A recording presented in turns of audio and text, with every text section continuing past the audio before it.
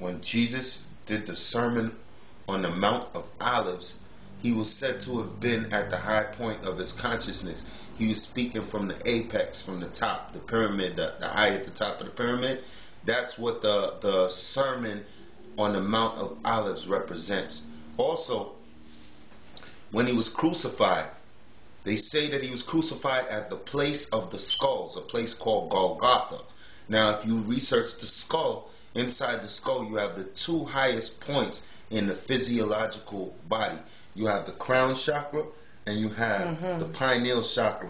So when they said, meet me at the place of the skulls, or Jesus Christ would conclude his mission at the place of the skulls, the end of Jesus' mission happened when he reached the pineal gland and the crown chakra.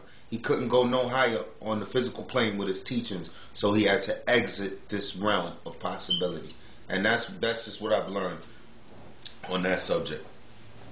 Okay, good.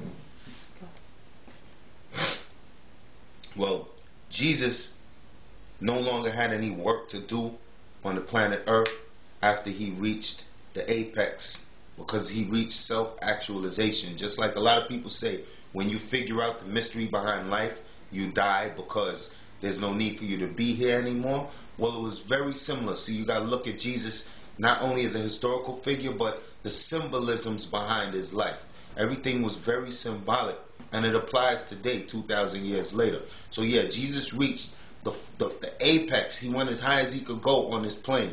After that, everything he would say to y'all would sound like gibberish. So he had to break out and either come back later or send his spirit or spirits back at the end days that we're in.